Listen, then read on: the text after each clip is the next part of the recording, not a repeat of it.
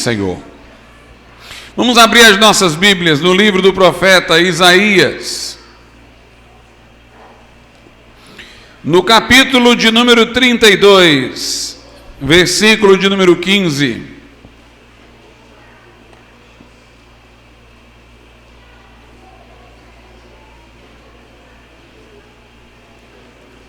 Isaías 32, 15, diz assim a palavra do Senhor: até que se derrame sobre nós o Espírito lá do alto, então o deserto se tornará em campo fértil, e o campo fértil será reputado por um bosque. Podeis assentar.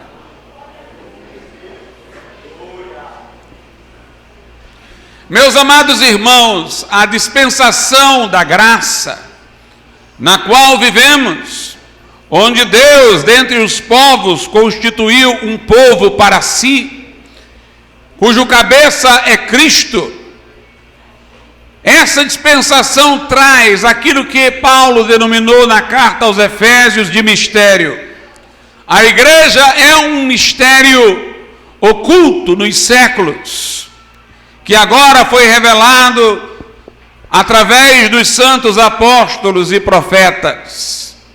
O que se quer dizer com isso é que o Velho Testamento desenvolve de modo mais claro e específico o plano de Deus para a nação de Israel, com quem Deus entrou em aliança, e o plano de Deus com respeito aos gentios, aos povos em geral. Mas o Velho Testamento não é claro acerca da igreja. Há elementos que evidenciam que haveria um intervalo nos planos divinos revelados no Velho Testamento, reservado para a igreja. Mas os textos não são claros quanto a isso. Era o Novo Testamento que, a partir da rejeição da nação de Israel ao Messias, aparece antes do momento futuro em que Deus vai lidar com juízo com os povos e vai reabilitar Israel, o tempo da igreja. É este tempo que nós estamos. E a igreja, portanto, é visto como um mistério nas escrituras do Velho Testamento, clarificado, revelado através de Cristo, por meio dos apóstolos.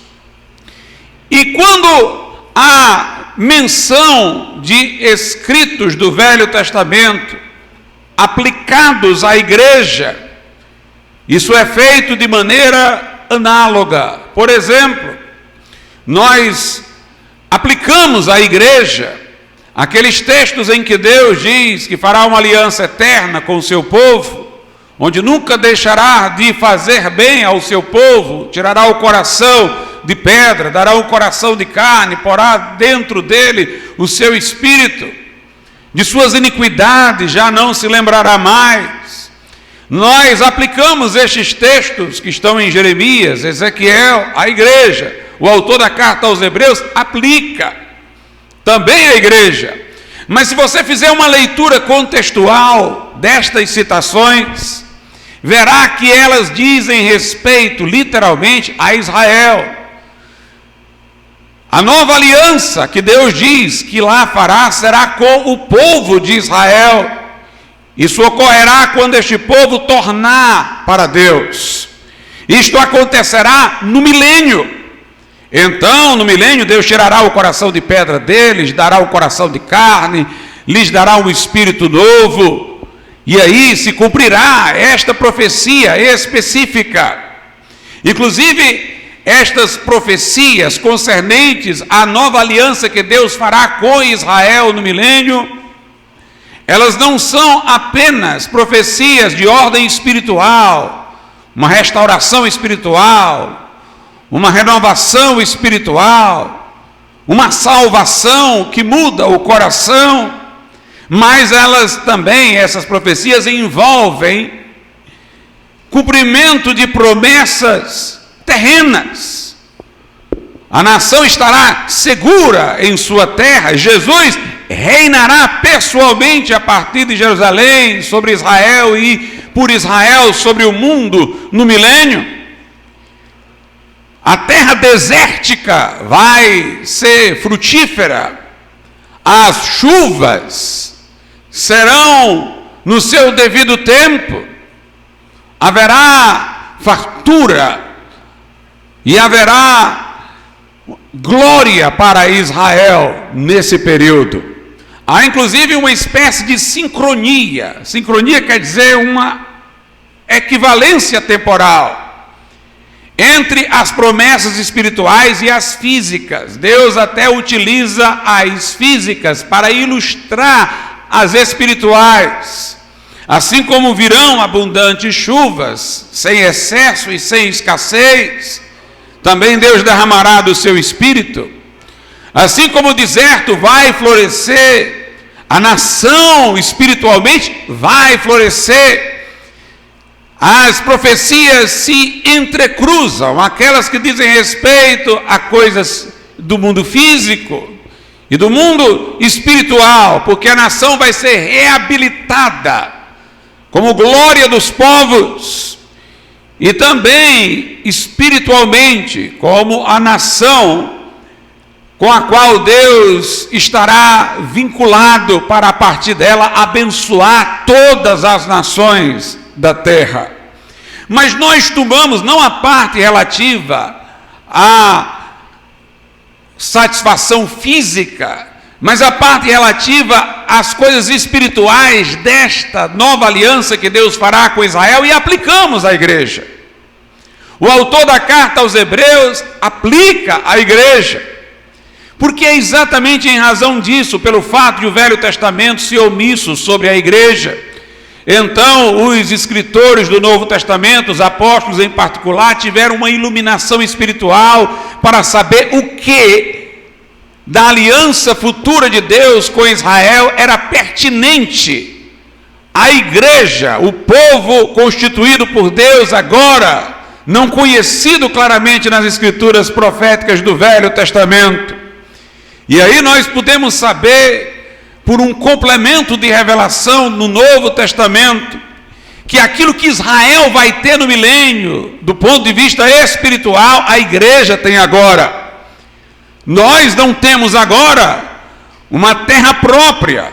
A igreja é um povo peregrino, sua cidadania é celestial. Esta parte que diz respeito a Israel não se aplica a nós, não tem analogia conosco, porque a igreja é um povo dentre os povos, porque nós queremos a Jerusalém celestial. É para a nação de Israel que há a promessa de reabilitação espiritual no milênio e na terra que Deus prometeu aos patriarcas. Mas aquelas coisas que Deus vai trazer para Israel no milênio do ponto de vista espiritual estão agora para a igreja. Como eu disse, originalmente o texto estava falando para Israel, mas o autor do Novo Testamento iluminado diz: isso que vale para Israel em tempos ainda a cumprir-se, vale já para a igreja. Dizem respeito a essa relação de Deus com a igreja. A parte física, terrena, não, mas a parte espiritual, sim. E Deus também promete, irmãos, que sobre os judeus vai derramar do seu Espírito no milênio, de modo análogo ao batismo no Espírito Santo. Porque serão os judeus que irão apregoar a glória de Cristo em todas as nações. Os profetas, inclusive, dizem que muitos segurarão no manto de um judeu e quererão com ele ir a Jerusalém. Quando Jesus regressar e estabelecer o seu reino milenar, Israel cumprirá o que não fez no Velho Testamento, anunciará entre as nações a glória do Senhor, e eles receberão o poder do Espírito Santo para isso. Esta parte que é para Israel no milênio pode ser citada para nós agora, porque nós temos por revelação complementar no Novo Testamento, que isto que vale para Israel no milênio, vale para a igreja agora, que tem a incumbência de cumprir neste momento histórico o ide de Jesus, para pregar o evangelho a toda criatura, para fazer discípulos de todas as nações. Portanto, nós podemos tomar estas passagens, embora digam respeito a Israel, para nós, de forma análoga, como o autor da carta aos Hebreus, na parte relativa ao esquecimento dos pecados, ao novo coração, aplicou as relações de aliança que valerão para Israel no milênio, para a igreja agora. Entendido isso, nós podemos agora ler o que Isaías diz aqui, de um modo que se aplique à igreja, de um modo que tenha valor para a igreja hoje. Diz o verso 15 de Isaías 32, até que se derrame sobre nós o Espírito lá do alto. Nós devemos nos lembrar aqui, que quando Jesus ressuscitou, apareceu aos discípulos e os comissionou a pregar o Evangelho. Isso é dito por Marcos, é dito por Lucas, é dito por Mateus. Em Marcos nós vemos que quando Jesus dá a ordem, ele faz promessa de capacitação. Ele diz, ide pregar o evangelho a toda criatura, mas em seguida promete uma capacitação miraculosa para cumprir este ide de forma bem sucedida. Ele diz, em meu nome expulsarão demônios, falarão novas línguas, imporão as mãos sobre os enfermos e eles serão curados. Mas esta capacitação, particularmente em relação ao falar em línguas e ao poder para pregar, está ligada à experiência que nós denominamos de batismo no Espírito Santo. Jesus, ele disse em Lucas aos discípulos a quem comissionou para irem pregar o Evangelho, ele disse, ficai em Jerusalém, até que do alto sejais revestidos de poder.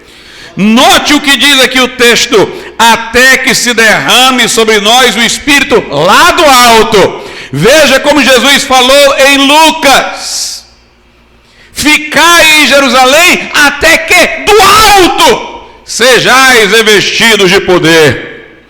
Os discípulos de alguma maneira entenderam que para a igreja esta promessa estava sendo antecipada, porque quando Jesus disse, olha, João falou que batizaria com água, Atos capítulo 1, mas eu vos batizarei no Espírito Santo dentro de poucos dias, os discípulos perguntaram logo, Senhor, é nesse tempo que tu vai restaurar Israel? Note, eles sabiam que a promessa de um derramamento do Espírito Santo estava ligada ao milênio, quando a nação de Israel iria voltar-se para Jesus, a quem recusou. Eles disseram, é nesse tempo, Senhor, que os vai restaurar Israel? Jesus disse, não, compete a vocês saber os tempos e as estações.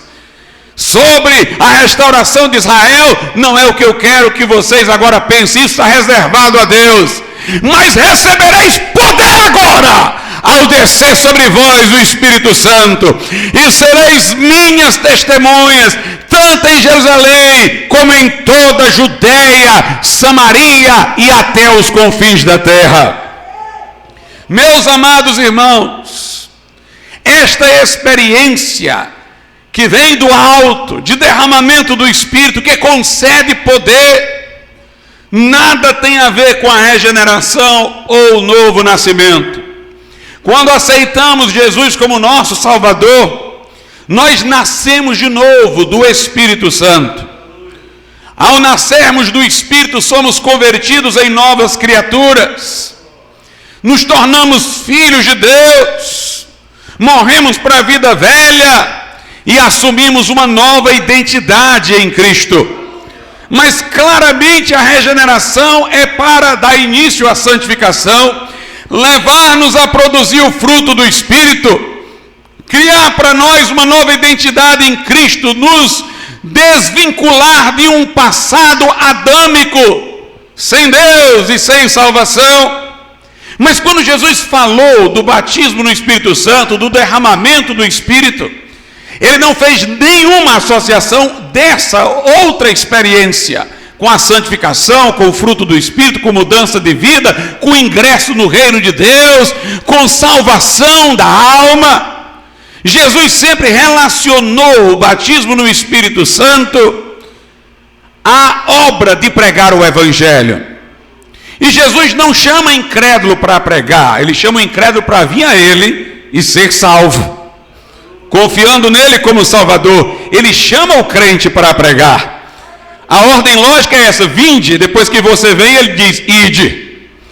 Você vem, recebe Jesus e vai levar Jesus. Recebeu de graça, agora vai dar de graça. Jesus associou o batismo no Espírito Santo com o ide, não com o vinde. Não com o vinde para nascer de novo, mas com o ide. Ele disse que os discípulos, lá em Lucas, que eles iam pregar o arrependimento e a remissão de pecados em seu nome em todas as nações. Então ele disse: e eis que sobre vós envio a promessa de meu Pai, ficai em Jerusalém, até que do alto sejais revestidos de poder. Em Atos 1:8 ele disse: recebereis poder ao descer sobre vós o Espírito Santo. E ele não disse: e aí vocês vão nascer de novo, e aí vocês vão entrar no reino de Deus, e aí vocês vão ser salvos, e aí vocês vão mudar de vida. Ele disse: vocês vão receber poder ao descer sobre vós o Espírito Santo, e serão minhas testemunhas, tanto em Jerusalém como em toda a Judéia, Samaria e até os confins da terra. Uma experiência de capacitação espiritual para pregar o Evangelho.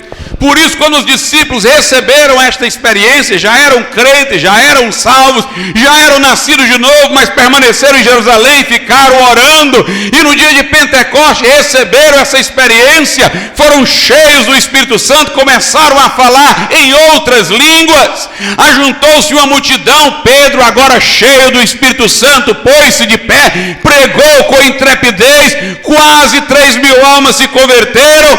E quando as pessoas perguntavam ao ouvi-los falar em línguas: o que quer isto dizer? Pedro disse: isto é o cumprimento da profecia de Joel. Nos últimos dias, diz o Senhor, derramarei do meu Espírito sobre toda a carne, os vossos filhos e filhas profetizarão. Note, não: eu vou derramar do meu Espírito e vocês vão nascer de novo. Eu vou derramar e vocês vão profetizar. Eu vou derramar e vocês vão proferir, e vocês vão falar com inspiração profética. E sobre os servos e servas derramarei do meu Espírito e profetizarão.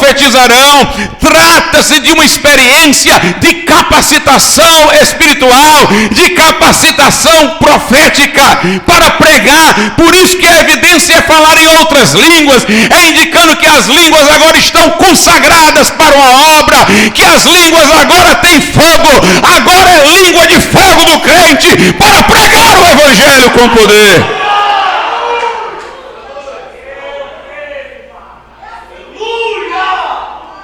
A primeira observação que faço em Isaías 32:15 é que diz: até que se derrame sobre nós o Espírito lá do alto. Desce, vem de cima, é um derramamento do Espírito, não é uma coisa horizontal, é vertical. Vai vir do céu, vai vir do alto, até que do alto se derrame. Nos últimos dias derramarei do meu Espírito, até que do alto sejais revestidos de poder. No dia de Pentecostes, diz: estavam todos reunidos no mesmo lugar, e de repente, eu já gosto de repente, surpreendeu a todos. O nosso Deus invade. O nosso Deus não entra devagarzinho nem sorrateiramente. De repente encheu o lugar em que estavam assentados. De repente veio do céu, veio do alto, veio do céu. Um vento impetuoso, não uma brisa, um vento impetuoso. E todos foram cheios do Espírito Santo e começaram a falar em outras línguas. Deus invadiu aquela sala. Deus tomou aquela sala, e homens que então estavam antes acovardados em portas trancafiadas, agora se ergueram para falar intrepidamente. Homens que estavam tímidos, agora estavam falando em outras línguas das grandezas de Deus. Houve uma mudança, uma manifestação poderosa, porque Deus do céu irrompeu sobre a terra. Nós temos que ter sempre a preocupação, irmãos, de que a vida cristã, a vida da igreja, não fique horizontal demais, previsível demais. A igreja romana foi uma que tornou as coisas previsíveis por meio da liturgia. Na liturgia da missa, tem um momento que as pessoas falam em voz responsivas, lendo o que está lá. É uma forma controlada de fazer o que no passado da história do cristianismo primitivo era espontâneo. O glória a Deus que vocês dão aqui, a liturgia colocou no texto. Na igreja romana tem a hora de falar, o que dizer, então tudo vira mecânico. As experiências com Deus foram confundidas com os sacramentos. Nós cremos que Jesus deixou memoriais, como o batismo, a ceia, mas que são sinais externos de uma realidade interna, são testemunhos de algo que Deus fez ou faz em nossas vidas, mas eles não têm poder intrínseco. Mas a igreja romana sacramentalizou o que deveria ser experimental. Então o batismo regenera, torna a pessoa filha de Deus, então ela não tem que nascer de novo, se arrependendo, crendo em Jesus, passando por uma experiência transformadora. No batismo ela já vira filha de Deus. No crisma ela já tem a plenitude do Espírito Santo. Tudo fica mecanizado, tudo fica dentro do rito, da água, do óleo, da cerimônia. É como se você estivesse tentando empacotar as intervenções de Deus em liturgias, em cerimônias. O que deveria ser um testemunho do que Deus faz, termina se confundindo na visão das pessoas com aquilo que Deus efetivamente faz. E aí você tira o aspecto experimental. Ainda tem algo sobrenatural, mas um sobrenatural supersticioso, imaginário. Ou seja, mágico. Esta água muda uma pessoa em filho de Deus. Este objeto composto por trigo, ingerido, embora em tudo me pareça com o trigo, é o próprio Jesus, que está lá. Esse óleo colocado na minha cabeça é o Espírito Santo. E aí você tem uma materialização das coisas. Ainda tem uma ideia de sobrenatural, mas é uma ideia de sobrenatural que não é o bíblico, a ideia bíblica. É uma materialização do sobrenatural, é uma controlabilidade do sobrenatural. É uma pessoa que administra aquela cerimônia, que conduz aquilo ali, que tem o sobrenatural nas suas mãos. Algo como aquilo que os mágicos pretendiam fazer. A reforma nos livrou dessas superstições no século XVI.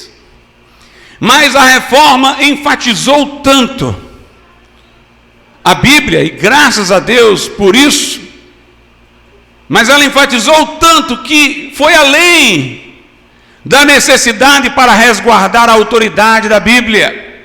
E as igrejas foram caminhando cada dia mais para um tradicionalismo.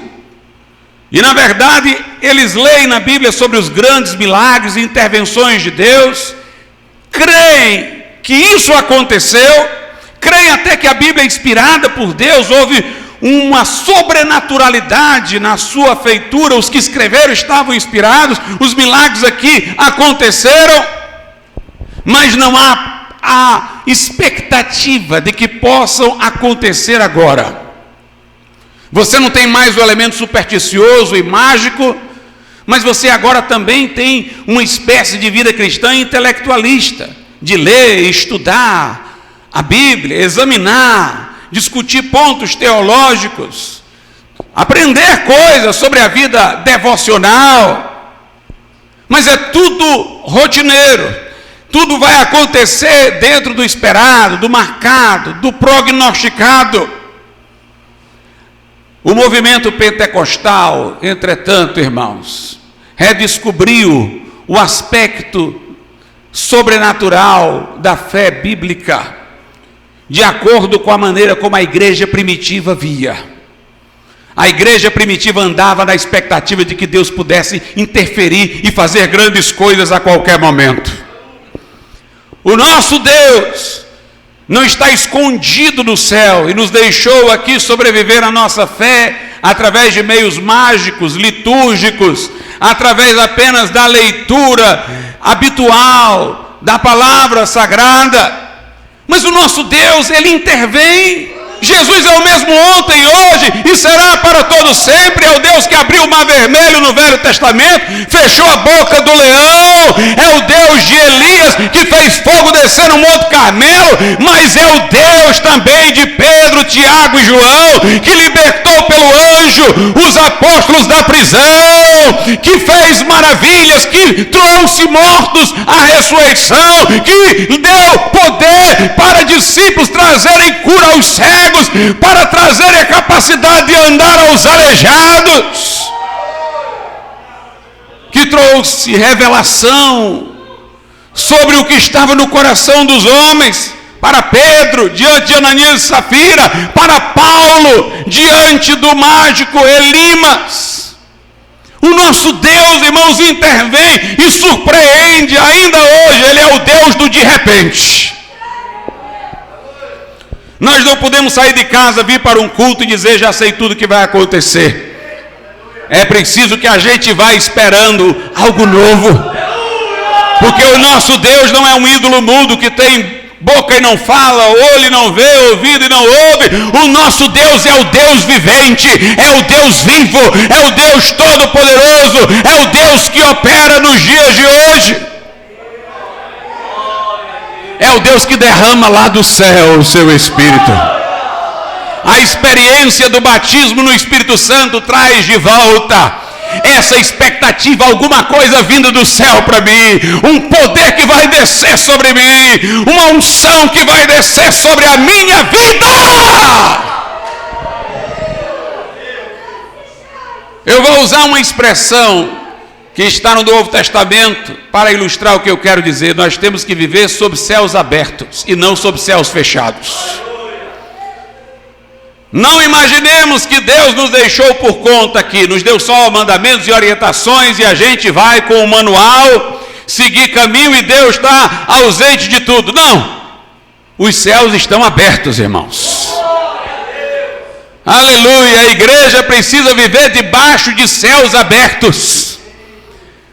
A igreja estava lá em Atos 13, reunida em jejum e oração, e de repente alguém levantou-se pelo Espírito Santo e disse, separai-me a Saulo e Barnabé para a obra que os tenho chamado. Deus visitou aquela reunião, Deus falou naquela reunião, e aí Paulo e Barnabé foram fazer missões, irmãos, e a história mudou, vidas foram ganhas para Jesus, foram salvas. Paulo queria ir para um lugar, o Espírito Santo dizia, para cá não, e via uma visão a Paulo dizendo, é para cá que tu deves ir. Paulo e Silas foram presos no cárcere de Filipos, oravam, cantavam, embora açoitados, mal acomodados, e as portas do cárcere se moveram, porque a glória de Deus estava lá. O carcereiro se converteu. A Bíblia diz que os discípulos em Atos 4:31 oraram, e o lugar em que estavam reunidos tremeu, e eles pregaram com intrepidez a palavra do Senhor.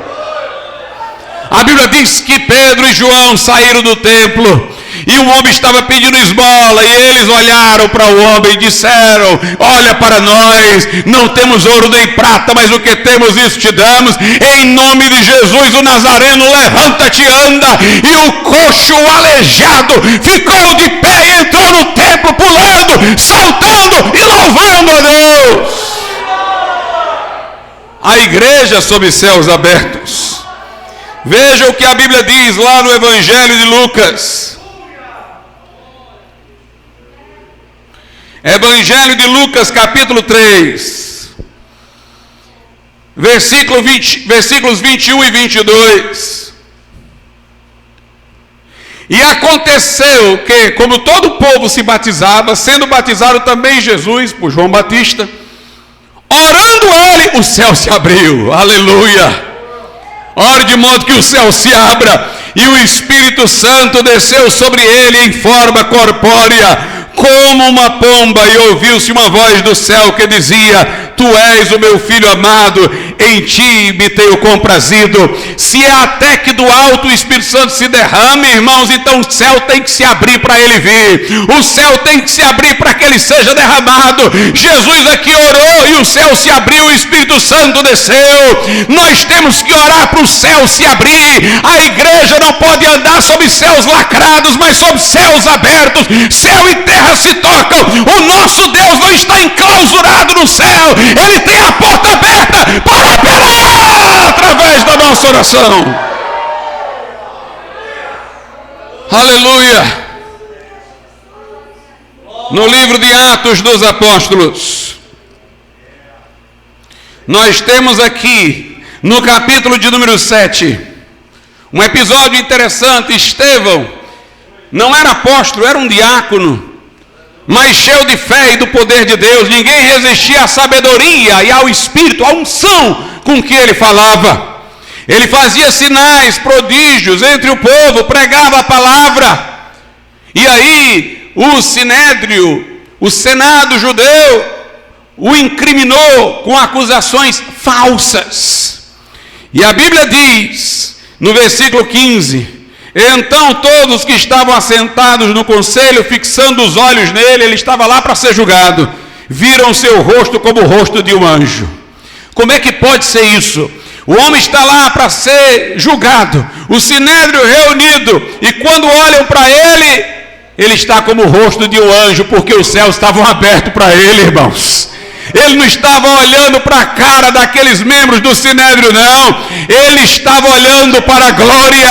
Os céus estavam abertos para Estevão. Seu rosto era como de um anjo. Quando lhe foi dada a oportunidade de se defender, ele não se defendeu, ele começou a pregar. Mas a pregação dele mesmo o contagiou tanto que ele foi se elevando, se elevando, se elevando, até que aconteceu isto que nós vamos ver agora. Em Atos, no capítulo de número 7, diz assim a Bíblia Sagrada: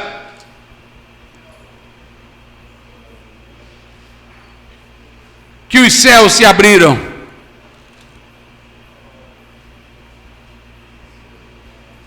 versículo de número 54. E ouvindo eles isto, a exposição de Estevão, enfureciam-se em seu coração e rangiam os dentes contra ele. Mas ele, estando cheio do Espírito Santo e fixando os olhos no céu, viu a glória de Deus e Jesus que estava à direita de Deus, e disse: eis que vejo os céus abertos, aleluia, e o Filho do Homem que está em pé à mão direita de Deus. Quando a perseguição vier, o problema vier, não vamos olhar para os lados. Como é que eu vou fazer? O que é que eu vou fazer? Olhe para o céu, meu irmão. Olhe para o céu, que é de lá que vem a intervenção. É do céu que vem a intervenção. Ele olhou para o céu, ele disse: eu vejo os céus abertos. Em Atos dos Apóstolos, capítulo de número 10, nós temos o chamado de Pedro para pregar aos gentios. Até então ele pregava apenas a judeus, mas ele venceu o seu preconceito e foi pregar aos povos não judeus, a um centurião romano, porque teve uma visão enquanto orava. Diz aqui no versículo de número 10: e tendo fome quis comer, Atos 10:10, e enquanto lhe preparavam, sobreveio-lhe um arrebatamento de sentidos, e viu o céu aberto. Que descia um vaso como se fosse um grande lençol atado pelas 4 pontas vindo para a terra. Eu não vou seguir com a visão, mas a visão vai mostrar para ele que ele deveria pregar aos gentios. Mas o que me interessa aqui é que a Bíblia diz que ele viu o céu aberto. A igreja tem que viver debaixo de céu aberto, irmão, céu aberto. Céu aberto, a igreja anda e o céu está aberto acima dela. O incrédulo anda e está lacrado, mas onde a igreja anda, o céu se abre. Quando a igreja ora, o céu se abre. Quando a igreja clama, o céu se abre. Até que do alto, vai vir do alto. Diz lá Isaías 32:15, até que se derrame sobre nós o Espírito lá do alto. Então o deserto se tornará em campo fértil, e o campo fértil será reputado por um bosque. Como eu disse, as promessas para Israel envolviam tanto restauração espiritual como da terra. Então elas são utilizadas, essas profecias, de forma equivalente. Ele mistura uma coisa com a outra. O espiritual e o físico terão manifestações análogas. Mas vamos ver aqui o lado espiritual da coisa a partir da analogia com o físico. Até que se derrame sobre nós o Espírito lá do alto, então o deserto se tornará em campo fértil. O que é que há aqui? Um deserto, não frutifica, nele plantado não brota, mas agora ele virou um campo fértil. Ainda não está brotando nada, ele só ficou fértil. É que agora ele está capacitado para gerar. Até que do alto se derrame o Espírito, e aí o deserto, aquilo que era infrutífero, agora tem poder de gerar. O deserto virou um campo fértil. Aí tem um segundo momento, e até que, não pare no meio do caminho não, até terminar. O Espírito já foi derramado sobre você, você era um deserto, virou um campo fértil, não pare em campo fértil não. E o campo fértil tem que virar um bosque. Tem que virar um bosque. Meus irmãos, lá em Atos 1:8, quando Jesus disse, recebereis poder ao descer sobre vós o Espírito Santo e sereis minhas testemunhas. A palavra grega que se traduz por poder ali é dunamis. É uma palavra muito conhecida na filosofia, particularmente de Aristóteles. Aristóteles, na sua filosofia, fez uma distinção entre potência e ato. A palavra poder ali é a palavra que Aristóteles usa quando fala em potência. Potência é o poder para alguma coisa, mas não alguma coisa já feita. É a coisa em possibilidade, não em atualidade. Por exemplo, a semente traz a potência de uma árvore, mas ela ainda não é a árvore. Mas ela tem o poder de se atualizar enquanto árvore. É um exemplo de potência e de ato. Alguém pode ter armamentos bélicos com o potencial de destruir a terra, mas não quer dizer que ele usou e a terra foi destruída. A potencialidade é um poder para, que pode ser utilizado ou não. Jesus ali disse, recebereis potência, recebereis poder ao descer sobre vós o Espírito Santo. Mas aqui é que está a questão. Para que um poder se converta em ato, é preciso uma causa eficiente, como diziam os filósofos. Uma causa que leve a potência a se atualizar. No caso de uma arma que tem um potencial de destruir, alguém tem que apertar o gatilho. No caso de uma semente, alguém tem que regar e criar as possibilidades de que ela vire ato. Muita gente, irmãos, foi batizado no Espírito Santo, recebeu o poder, mas parou aí. Você não pode parar de orar não, crente. Porque o poder agora tem que se converter em ato. Tem crente que ora, pede o batismo no Espírito Santo, busca, ora, jejua, clama, recebeu. Aí fala em línguas, se alegra, aí para de orar, é agora que tem que orar. Porque o poder tem que virar ato, a semente tem que brotar. Você tem agora o poder, mas tem que se atualizar, e é com oração. A oração continua. No dia de Pentecostes foram cheios do Espírito Santo, e Pedro atualizou o poder, se levantou e pregou, a glória desceu, quase 3.000 almas se converteram. Pedro disse aos que queriam se converter naquele dia, sejam batizados, confessem o nome de Jesus, e é para vocês também o poder do Espírito Santo. Vocês também vão receber o dom do Espírito Santo. Santo. Eu creio que aqueles que se converteram também receberam. Mas quando Pedro e João foram presos, a igreja ficou com medo naquele momento. Mas foi orar para que eles fossem soltos. E quando Pedro e João foram soltos, eles foram exatamente ao local onde os irmãos acabrunhados estavam orando, novos convertidos, batizados no Espírito Santo, provavelmente, mas naquele momento não houve mais conversão em ato, ficou só a potência lá dentro. Mas quando Pedro e João chegaram lá, vamos orar para isso aí dinamitar dentro de vocês, vamos orar. E eles oraram e disseram: Senhor, olha para as ameaças, tira da cabeça dos nossos irmãos as ameaças contra nós, olha tu para elas, deixa elas fora da gente.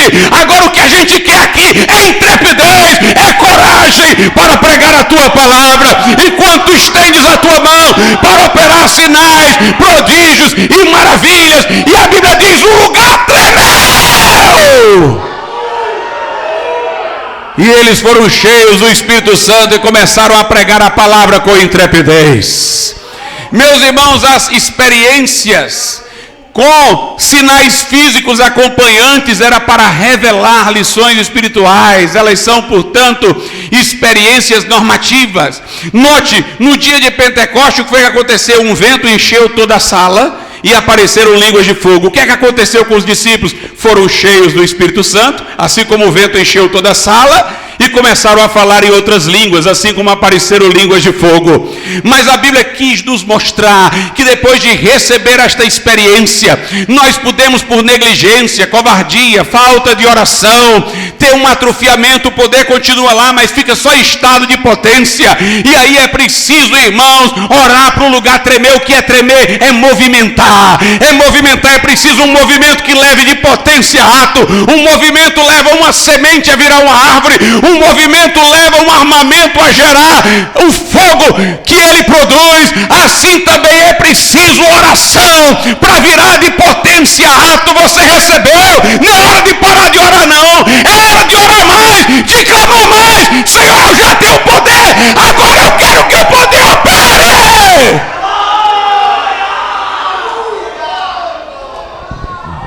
Até que se derrame sobre nós o Espírito lá do alto, então o deserto se tornará em campo fértil. É o primeiro passo, potencialidade, e o campo fértil será reputado por um bosque, a atualidade. Tenha a fertilidade e tenha a frutividade, e tenha um resultado frutífero. Receba poder e que este poder seja convertido em ato. Finney dizia que depois que foi batizado no Espírito Santo por diversas vezes, ele sentia que o poder diminuía. Aí ele dizia: aí eu voltava para o lugar de oração, começava a orar, a jejuar, e aquilo se renovava de novo em mim, e aquela unção brotava de novo.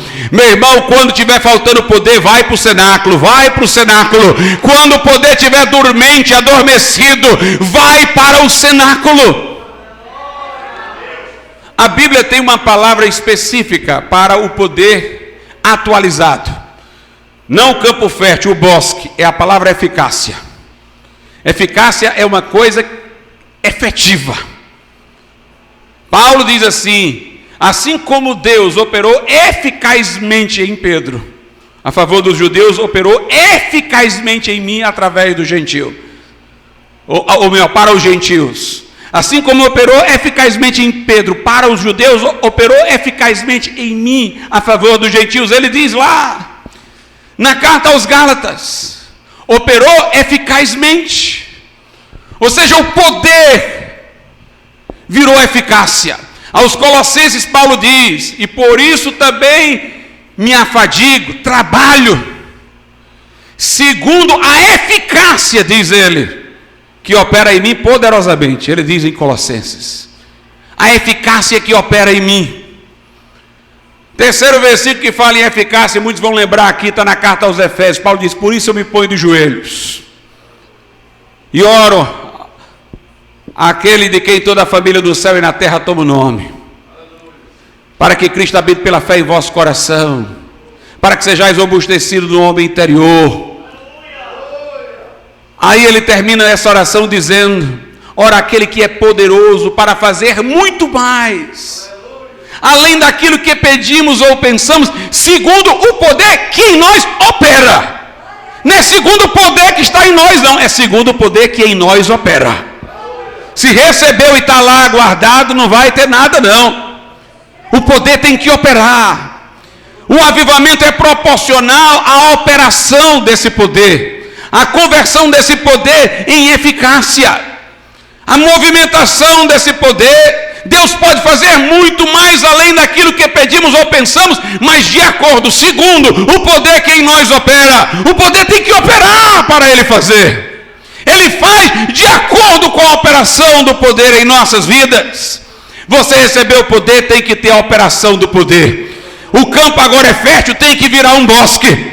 Recebeu o poder, agora tem que ser testemunha.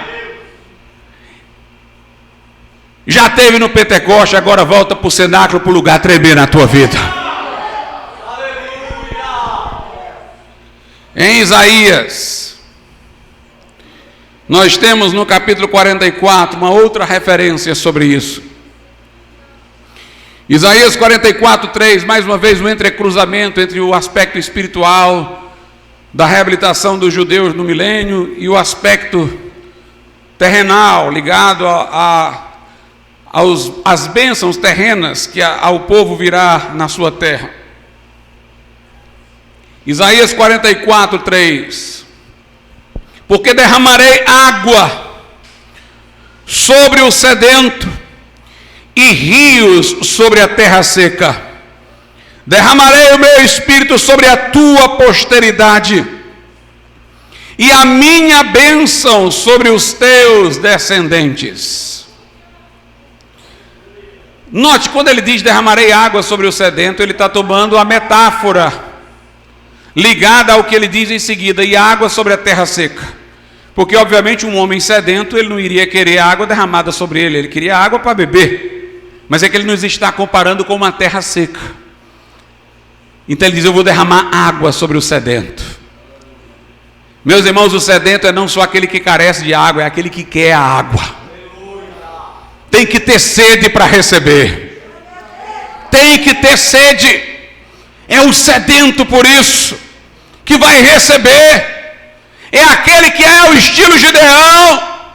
Senhor, nós ouvimos falar, tu operava maravilha, cadê, Senhor? Nós queremos ver isso daí de novo. Queremos ver a operação do teu poder. É para o sedento. Meu irmão, tenha sede de receber. Tenha sede de receber o poder do alto, porque Deus vai derramar sobre o sedento. Jesus disse em Lucas 11, pedi e dar-se-vos-á, buscai e acharei, batei e abri-se-vos-á. Há uma gradação aqui, pedir, buscar e bater, que indica uma evolução de compreensão e de insistência. Compreensão, porque quando você pede alguma coisa, no primeiro momento você está pedindo o batismo no Espírito Santo, você pensa que é alguma coisa que Deus lhe dá, e é alguma coisa que Deus lhe dá, mas é mais do que isso. Depois você busca, quando você busca, já evoluiu. Você está entendendo que aquilo que você estava pedindo, o batismo no Espírito Santo, não é simplesmente uma coisa, é uma pessoa, é o próprio Deus. A gente pede uma bênção, mas a gente busca Deus. Mas no batismo no Espírito Santo, a bênção é Deus. E aí você foi de pedir para buscar. E uma vez que a coisa é com Deus, vai ter o diabo aí no meio para poder tentar atrapalhar. Então ele vai querer fechar a porta, mas você vai bater. Você vai entrar numa guerra espiritual. Primeiro você quis a bênção, mas aí aprofundou, você entendeu o que é Deus, a sede aumentou mais ainda. Aí o diabo se colocou na frente, aí você entrou em guerra para receber. E há uma gradação de profundidade. Pedir, buscar é mais do que pedir. E bater é já para aquele que está agoniado. Esse negócio vai ter que abrir aqui de qualquer jeito. Vai ter que abrir, pedir, buscar e bater. Jesus disse, porque o que pede recebe, o que busca acha, o que bate abre-se-lhe-á. Se vocês são maus e sabem dar boas dádivas aos vossos filhos, quanto mais dará o Pai Celestial o Espírito Santo aos que lhe pedirem. Sobre os sedentos, e sedentos. Aleluia. As pessoas, irmãos, têm dificuldade, por nossa debilidade, de acreditar numa experiência espiritual que se evidencie fisicamente. O próprio Jesus mostrou isso quando ele disse ao paralítico: perdoado-te são os teus pecados, e o povo olhou para ele com o olho arregalado. Quem pode perdoar pecados senão Deus? Perdoar pecados é uma bênção maior. Ter o perdão de pecados é uma bênção maior do que ser curado. Mas os homens têm mais facilidade de crer naquilo que não tem a materialidade visível de evidência do que aquilo que tem. E Jesus disse: olha, vocês acham na mente de vocês que é mais fácil para mim o quê? Dizer a esse homem: perdoado-te são os teus pecados, ou levanta-te e anda? Para que vocês saibam que o Filho do Homem tem autoridade para perdoar pecados, ele olhou para o paralítico e disse: a ti te digo, levanta-te e anda. Quanto mais o sinal físico vai ficando difícil, segundo as leis naturais, mais as pessoas têm dificuldade de crer. Disseram a Jesus que Lázaro estava enfermo, acreditavam que Jesus pudesse curá-lo. Jesus demorou um tempo para chegar lá. Quando chegou, Lázaro estava morto. E aí pronto: Senhor, se tu estivesse aqui, tu curavas, mas agora está morto. Jesus: tira a pedra aí. Mas faz 4 dias, Senhor, está cheirando mal. Mas ele é a ressurreição e a vida, irmãos. Quem crê nele, como ele diz, vai ver a glória de Deus. Ele disse: Lázaro, sai! E Lázaro ressuscitou. Deus pode te encher do Espírito com a evidência de falar em outras línguas. Segundo o Espírito concede que fales. Não deixe de crer. Não se embarace porque tem um sinal físico, porque o nosso Deus faz coisas a si mesmo. Pedro disse em Atos 2,33: Jesus, exaltado à destra do Pai, derramou isso que vós agora vedes e ouvis. O meu Deus não é um Deus só de abstrações, de letras, de entendimento intelectual. O meu Deus é um Deus de maravilhas, irmãos. É um Deus de milagres. É um Deus que opera. A segunda grande dificuldade é que a pessoa pensa que não é para ela. Não, isso daí eu vou receber, vou falar em línguas, vou ter essa unção de Deus. Isso aí é para Pedro, para Paulo, para os pastores da igreja, para os irmãos que estão fazendo missões. Quando Pedro pregou no dia de Pentecostes, de pé com ele, os outros estavam sentados, de pé com ele ficaram os 11 apóstolos. E o povo pode ter pensado: bem, esse negócio aí é só para esses homens aí, para essas autoridades. Aí Pedro disse: vocês também podem receber o dom do Espírito Santo, porque a promessa diz respeito a vós, aos vossos filhos, aos que estão longe, a tantos quanto Deus nosso Senhor chamar. É para cada um apareceram línguas de fogo sobre a cabeça de cada um deles, diz a Bíblia. Pedro disse, quando falaram que faremos varões e irmãos, eles: cada um de vós, é individual, cada um de vós arrependa-se, seja batizado confessando o nome de Jesus, e recebereis o dom do Espírito Santo, porque a promessa diz respeito a vocês, aos filhos de vocês, aos que estão longe no espaço e no tempo, a todos quanto Deus nosso Senhor chamar. A fé que se apodera de promessas é a fé que as personaliza. Diga: é para mim. Deus não só prometeu, não, prometeu para mim. Lutero disse: um homem é salvo quando ele lê as promessas da Bíblia, os apelos da Bíblia, como se ele fosse o único homem existente no mundo, e Deus estivesse falando só com ele. Paulo disse: essa vida que eu agora vivo, vivo pela fé no Filho de Deus, que me amou. Ele não disse a todos nós, não, me amou, e assim mesmo se entregou por mim, como quem disse: só tivesse eu, ele morria por mim. Ele morreu foi por mim, nominalmente. Jesus quer batizar no Espírito Santo você, a promessa diz respeito a vós. Diga: é para mim. Não é para uma pessoa que tem algum privilégio, alguma posição. É para o crente mais simples. A promessa diz respeito a vós, aos vossos filhos, a todos quanto Deus nosso Senhor chamar. Não fique só no cristianismo litúrgico e previsível. Não imagine Deus para o futuro, imagine céus abertos agora. E Jesus é aquele que anda no meio dos candeeiros, Ele está no meio da igreja, com olhos como chama de fogo, com os pés como latão reluzente. Ele é aquele do qual não somos dignos de levar as alparcas. Ele é aquele que ainda hoje batiza no Espírito Santo e fogo. Ele é aquele que, exaltado à destra de Deus, derrama isto que vós agora vedes e ouvis. Ele derrama do alto e prometeu para você: seja sedento, busque, clame, creia que é para você. Se agarre aos pés de Cristo, como a mulher que chorou aos seus pés e lavou com os cabelos. Entre no meio da multidão e procure pegar na túnica dele, como a mulher cananeia. Grite: filho de Davi, tem compaixão de mim. Quando mandarem você se calar, grite mais alto ainda, como fez Bartimeu.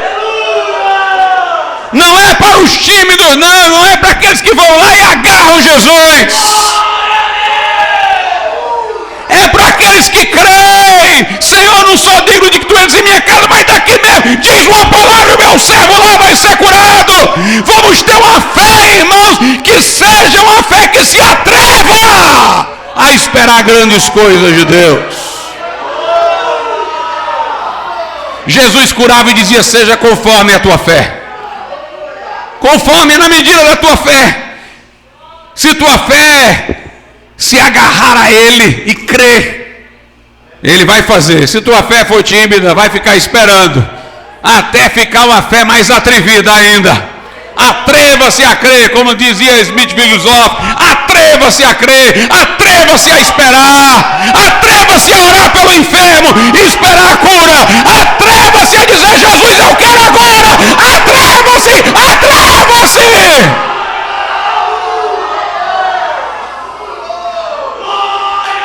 A mulher cananeia pedia a Jesus para curar a filha dela. Ela não era judia. Jesus disse: eu não vou tirar dos filhos, que ele estava vindo para os judeus, e dar aos cachorrinhos. E a mulher continuava clamando e clamando e clamando, até que recebeu. Quando Jesus disse aquelas palavras, era para ver até onde ela ia. Até onde ela ia é sobre o sedento. É sobre o sedento. Vamos esperar grandes coisas de Deus, irmãos. Vamos esperar grandes coisas de Deus.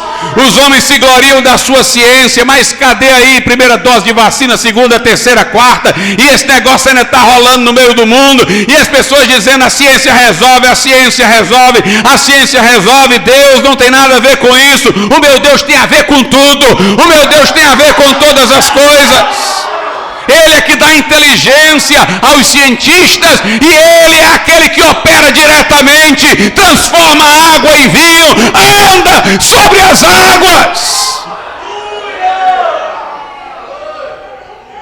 O mundo quer incutir em nós que as coisas devem acontecer sempre dentro do previsível, dentro do modelo, para que não esperemos intervenções de Deus. É um mundo secularizado, onde as pessoas dizem: Deus não tem nada a ver com leis, Deus não tem nada a ver com isso, Deus não tem nada a ver com aquilo, e querem que Deus fique restrito à nossa vida doméstica, e não querem mais nem que a gente fale de Deus para os nossos filhos, já estão querendo que fique dentro do nosso coração lá dentro, e não tem expressão nenhuma para fora.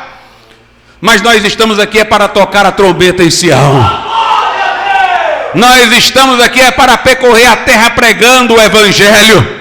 Nós estamos aqui para ver céus abertos e Deus operar. O meu Senhor não mudou, o meu Senhor opera. Creia nisso, agarre-se a Ele. Como a mulher com fluxo de sangue, como a mulher cananeia, como o cego Bartimeu. Atreva-se a crer, porque Deus ama, irmãos, esse que não desiste. Que não desiste. Jesus para os insistentes. E quando olha para trás, Jesus não diz: ei, gritador. Jesus diz: ei, Bartimeu, ei, Zaqueu. Quando você grita, ele não ouve só um grito, não, ele conhece uma pessoa. Ele sabe quem você é.